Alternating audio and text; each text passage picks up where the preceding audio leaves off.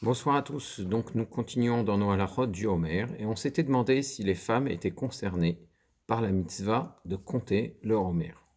Et la mitzvah de compter le Homer est une mitzvah assez shazman grama. C'est un commandement positif qui dépend du temps. C'est pas toute l'année qu'on a l'obligation de compter le Homer. Si quelqu'un construit une maison, c'est toute l'année qu'il a l'obligation de construire une balustrade. Donc ça, c'est une mitzvah tassée qui ne dépend pas du temps. Si quelqu'un a une maison, il a systématiquement tout le temps l'obligation de poser une mezouza à ses portes. Ça, c'est une mitzvah tassée qui ne dépend pas du temps. La mitzvah de compter le Homer, elle, dépend du temps. Elle est périodique. Prendre le lulav à Sukkot, c'est une misa périodique, c'est une misa tassée qui dépend du temps. Écouter le shofar à Rosh Hashanah, c'est une misa tassée périodique, c'est une misa tassée qui dépend du temps. Et dans Masechet Kiddushin, dans la Gemara Masechet Kiddushin, la Gemara explique, la Mishnah explique que les femmes sont dispensées des mitzvot assez chez Azman Grama, des commandements positifs qui dépendent du temps. Les femmes n'ont donc pas l'obligation de compter le Homer, elles en sont complètement dispensées. La question qui peut se poser, c'est est-ce que les femmes ont la possibilité, ont le droit de compter le Homer? Eh bien, Meïkar dit, d'après la stricte halakha, ça ne pose aucun problème, et une femme a la possibilité, si elle le souhaite, de compter le Homer. Elle peut compter le Homer, Ayom Yom Echad, Ayom Yom Sheni, sans aucune restriction.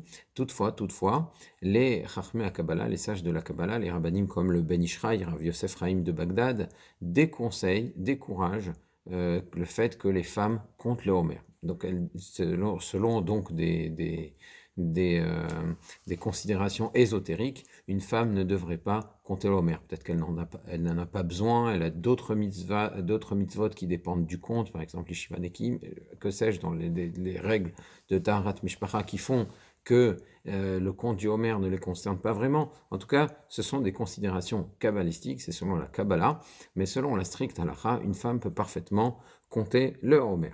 La question qui peut se poser, c'est que si maintenant elle décide de compter le Homer, est-ce qu'elle peut le faire avec la bracha? Est-ce qu'elle peut réciter la bénédiction là-dessus et dire Baruch ata Hashem, béni sois-tu Hashem, Elokeinu melech haolam, notre Dieu, maître roi du monde, Asher kiddeshanu v'imzotav, qui nous a sanctifiés par ses mitzvot, Vetzivanu al Sefirat HaOmer, et qui nous a ordonné de compter le Homer. Est-ce que tu peux dire qu'Hachem, qui nous a ordonné de compter le Homer, alors qu'il n'a pas ordonné aux femmes de compter le Homer? Non, tu n'as pas la mitzvah de compter le Homer. Pourquoi tu dis la bracha? Selon Maïmonide, effectivement, on ne peut pas réciter cette bracha. Une femme ne peut pas réciter la bracha sur une mitzvah tracée qui dépend du temps, même si elle décide de le faire. Si elle décide de le faire, ce serait sans bracha. Si elle veut prendre le loulav, elle prend le loulav, mais sans réciter la bracha. Si elle écoute le shofar sans réciter la bracha. C'est une mitzvah tracée chez Azman Grama. Tu peux pas dire Vetsivan ou qui nous a ordonné. Non. D'après Rabbeinu Tam, en revanche, Rabbeinu Yaakov Tam, un des grands tosafistes médiévaux, un des grands sages des Tosafot qui vivaient en France au Moyen-Âge, une femme peut réciter la bracha sur une mitzvah tracée chez Hazman Grama. Elle peut dire Baruch ata Hashem, qui nous a sanctifié, qui nous a ordonné, parce que quand elle dit qui nous a ordonné, nous, le peuple d'Israël. Nous, le peuple d'Israël, avons la mitzvah d'écouter le shofar, avons la mitzvah de prendre le lulav, avons la mitzvah de compter le homer. Donc elle peut réciter la bracha.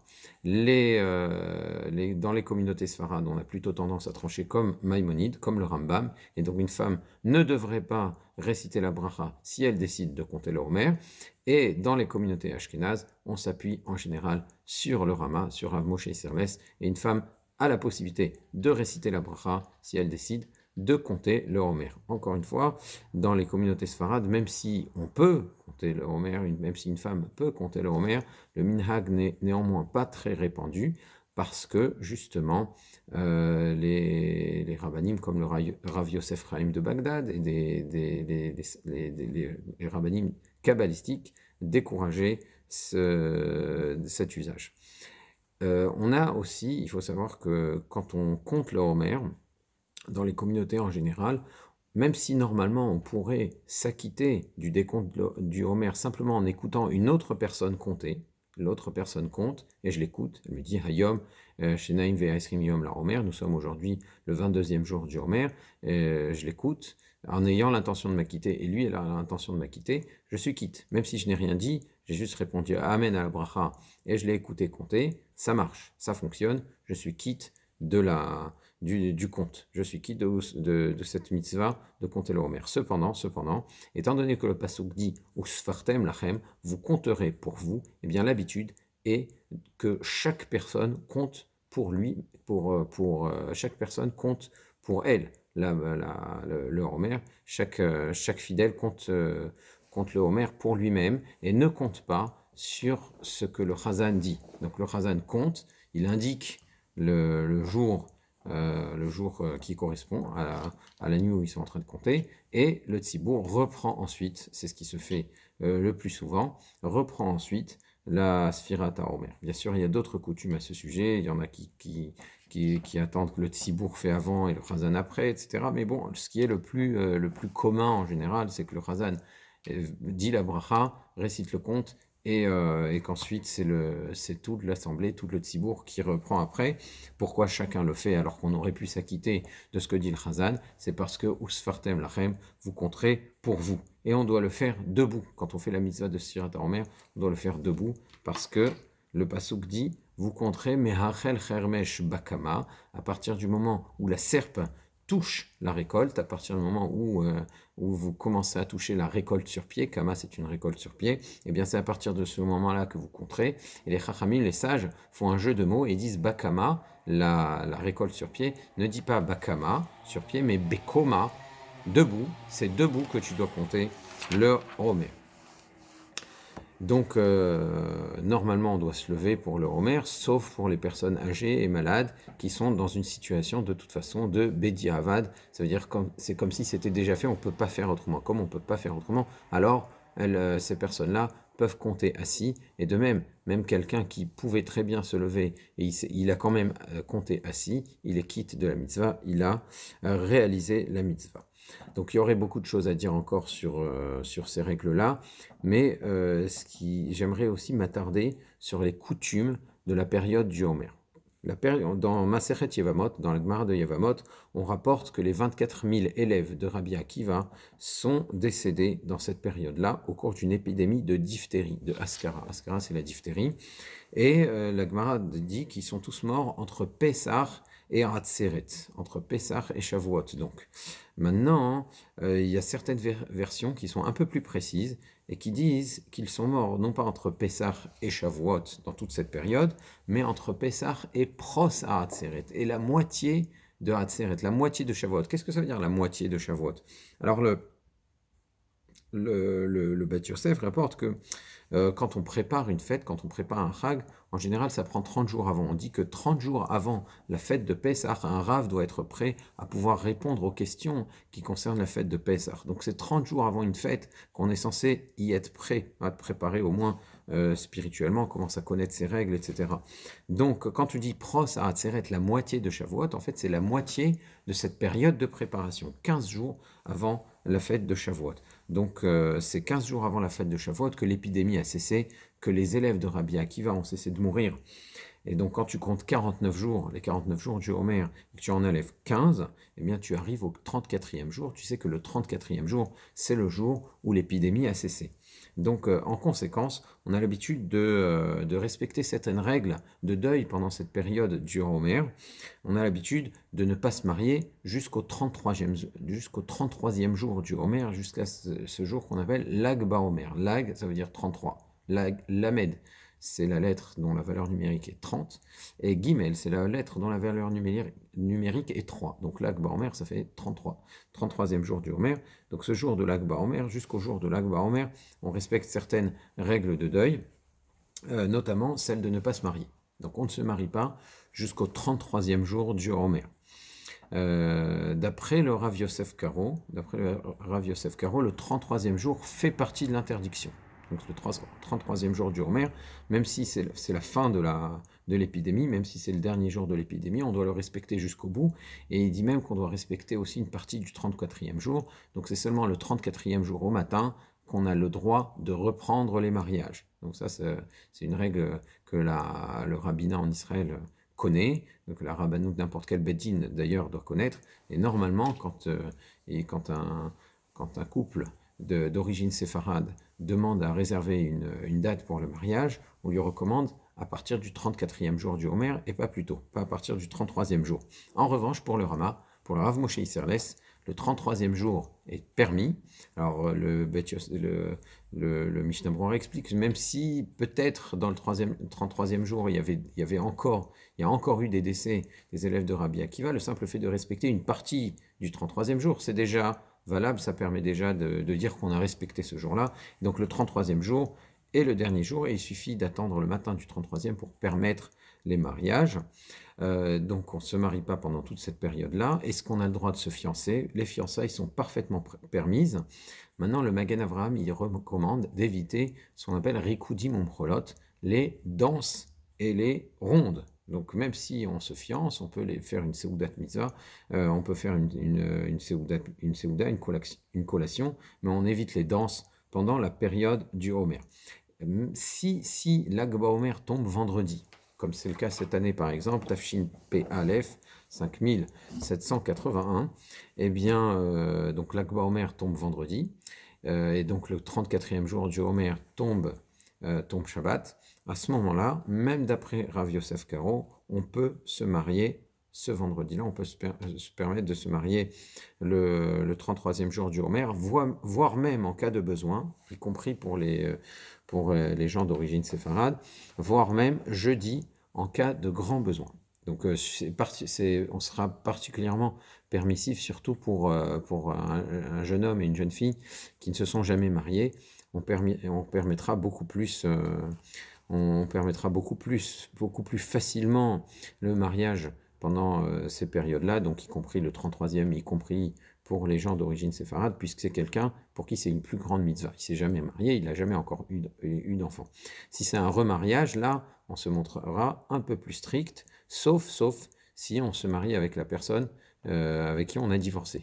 Quelqu'un qui se remarie avec la personne avec qui il a divorcé, pour ces gens-là, c'est permis même pendant le Homer, même avant le 33e jour du Homer, parce qu'il n'y a pas de simra spécifique, il n'y a pas de joie particulière, puisque ce sont des gens qui se connaissaient déjà avant.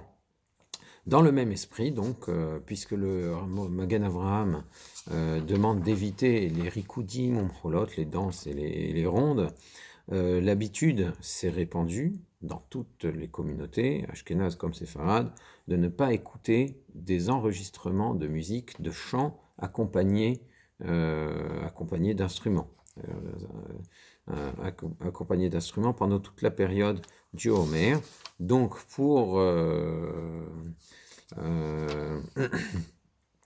le Yalkut Yosef, même le simple fait d'écouter de la musique toute l'année, c'est déjà se montrer permissif. Normalement, après la destruction du Beth Amikdash, on ne devrait jamais écouter de musique. Seulement, on se permet d'en écouter parce que ce sont des enregistrements, parce qu'on n'en écoute pas directement, ou parce que quand on en écoute, c'est uniquement dans des Seudot Mitzvah, à l'occasion de galas, où on ramasse de la tzedaka, etc. Donc il faut qu'il y ait une bonne raison pour écouter de la musique. Normalement, on ne devrait jamais écouter de musique. Il dit donc c'est une permission qu'on s'est donnée d'écouter de la musique avec des écouteurs et quand ce sont des enregistrements, pendant le Homer et pendant les 3 semaines de 17 Tammuz au 9 Av, là, on doit éviter de le faire. Alors, il faut savoir que même pendant le Homer, il y a une possibilité d'écouter de la musique si c'est lors d'une Seudat Mitzvah.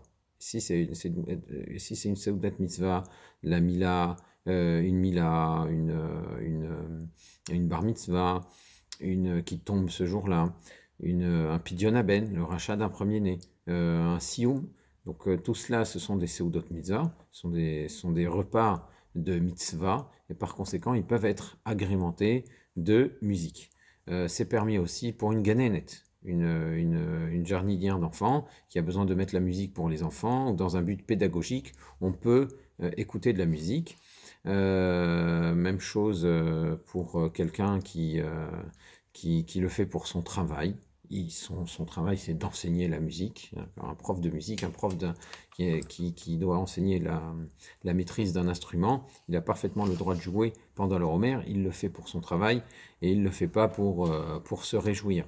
C'est idem pour des personnes qui souffriraient de dépression. Hein. Des gens qui ont absolument besoin de musique pour se sentir bien et sinon ils se sentent mal.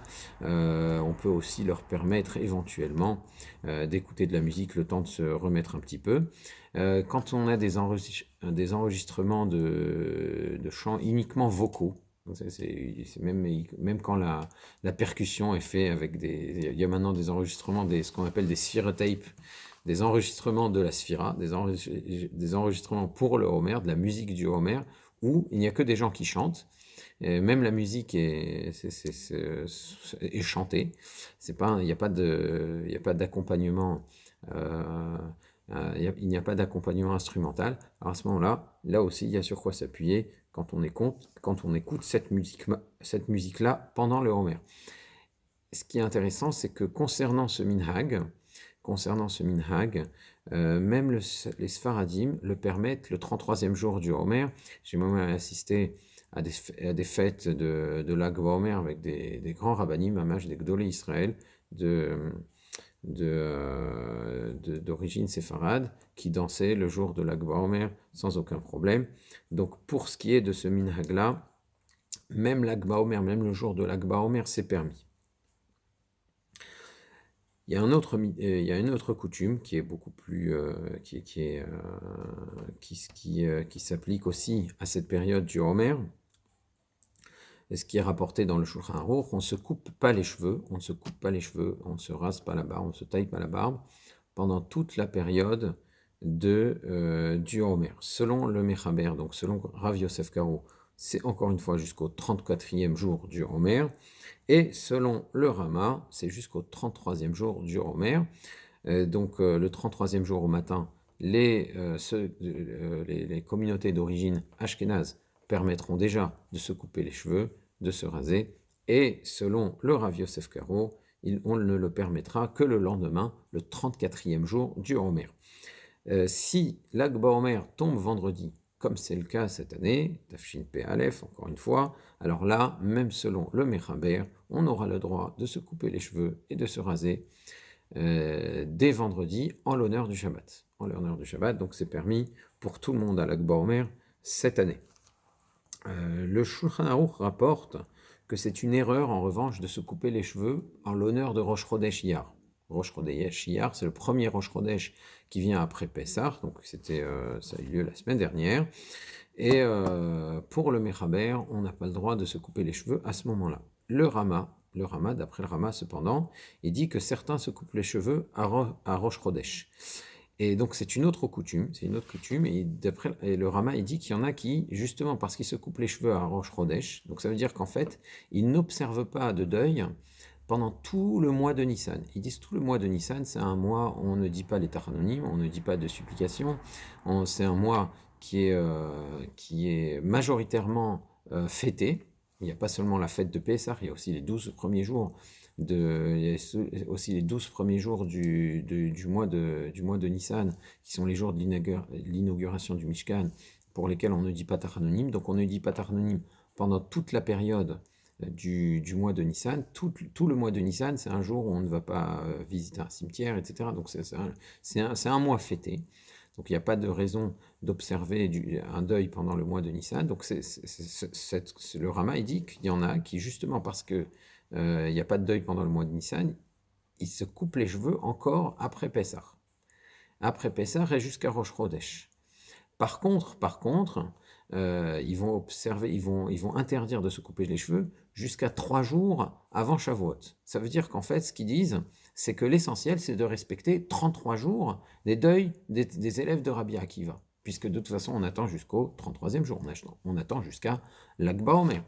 Donc, puisque de toute façon, on attend jusqu'à Lag BaOmer et qu'il faut qu'il y ait 33 jours de respect, de deuil, en fait, pour les élèves de Rabbi Akiva, donc on les commencerait à partir de Rosh Chodesh, et on les terminerait 33 jours plus tard. Ça fait tout le mois de Iyar, et 3 jours du mois de Sivan, donc 3 jours avant Shavuot, et dans les 3 jours qui précèdent Shavuot, on aurait le droit de se couper les cheveux, de se raser, etc. Donc c'est ce qu'on appelle les Shloshet Yemei Hagbala, les 3 jours d'introduction à Shavuot. Donc si on devait résumer, il y a 3 coutumes dans le Shulchan Aruch. La première coutume, et c'est la coutume qui est respectée dans les communautés sfarades, c'est de ne pas se couper les cheveux depuis Pessah jusqu'au 34e jour du Homer. Et le Rama rapporte 2 coutumes. De ne pas se couper les cheveux depuis Pessah jusqu'au 33e jour du Homer, c'est la coutume la plus répandue. Il y a même certaines communautés sfarades qui faisaient comme le Rama et qui se coupaient les cheveux le jour de l'Akba Omer. Donc, de toute façon, cette année, on a dit, si l'Akba Omer tombe vendredi, c'est pareil pour tout le monde. Et il y a enfin une deuxième coutume rapportée par le Rama qui consiste à se couper les cheveux tout le mois de Nissan, donc pas pendant la fête évidemment, pas pendant Pessah, mais au moins jusqu'au Rosh Chodesh Iyar, et de respecter les règles de deuil de Rabbi Akiva depuis le Rosh Chodesh Iyar jusqu'aux 3 jours qui précèdent Shavuot. C'est une coutume qui existe aussi dans certaines communautés ashkénazes, mais qui reste néanmoins moins répandue. Et enfin, il y a une dernière coutume qui est par contre très peu répandue, elle, qui est selon le Hari Akadosh, donc c'est kabbalistique. Selon le Hari Akadosh, on ne se coupe pas les cheveux pendant toute la période du Homer jusqu'à la veille de Shavuot. Jusqu'à la veille de Shavuot. Donc il n'y a pas les 3 jours de Hakbala, mais c'est vraiment jusqu'à la veille de Shavuot. On ne va pas rentrer dans les raisons de cette coutume, mais c'est une coutume qui existe, donc c'est le Hari Akadosh. Les femmes ne sont pas concernées par cette interdiction de se couper les cheveux, donc les femmes peuvent parfaitement se couper les cheveux. Tout le monde a le droit de se couper les ongles. Alors normalement, se raser, c'est la même chose que se couper les cheveux. Alors, si on interdit de se couper les cheveux jusqu'à l'Akba Omer, jusqu'au 34e jour du Homer, c'est la même chose pour se raser. Seulement, il y a certains avis qui se montrent plus permissifs pour ce qui est de se raser. Par exemple, le Radbaz, Rabbeinu David Ben Zimra, il autorisait de se raser chaque Shabbat. Il permettait même de se couper les cheveux, donc on ne va pas permettre jusque-là. Mais bon, pour quelqu'un qui est véritablement gêné, qui a une barbe qui le gêne vraiment, normalement, il devrait respecter le Homer. Il faut savoir que même dans l'armée israélienne, même dans Tsahal, on est très très pointilleux sur le fait d'être glabre. On a autorisé aux soldats d'avoir une barbe du Homer. Donc ça c'est récent, mais en tout cas c'est toléré dans l'armée. Bon, maintenant, si on a des difficultés avec son milieu professionnel et le fait d'avoir une barbe qui pousse, c'est pas élégant et ça peut gêner le patron ou la patronne et ça peut poser un problème, ça peut présenter un risque même de licenciement, alors on aurait sur quoi s'appuyer. On pourrait s'appuyer sur le Radbaz, Rabbeinu David Ben Zimra, pour se raser au moins veille de Shabbat en l'honneur de Shabbat. Maintenant, évidemment, on devrait, dans la mesure du possible, respecter cette période du Homer. Et très souvent, c'est en restant fidèle à ces principes qu'on gagne de l'estime et du respect. Voilà. Maintenant, évidemment, c'est pas toujours le cas. Dans certains cas, c'est pas possible. Donc, il faut savoir qu'il y a cette chita du Radbaz, le Rabbeinu David Ben Zimra, qui était un peu plus tolérant pour ce sujet-là, de se couper, de se raser pendant le Homer. Et un dernier point concernant la bracha de Shehecheyanu, comme ça on termine avec les coutumes du Homer. Est-ce qu'on a le droit de réciter la bracha de Shehecheyanu quand on prend un nouveau vêtement pendant la période du Homer? Alors, il n'y a pas de source dans les décisionnaires qui interdisent de réciter la bracha de Shehecheyanu pendant le Homer. Donc dans le Shulchan Aruch, on n'en parle pas.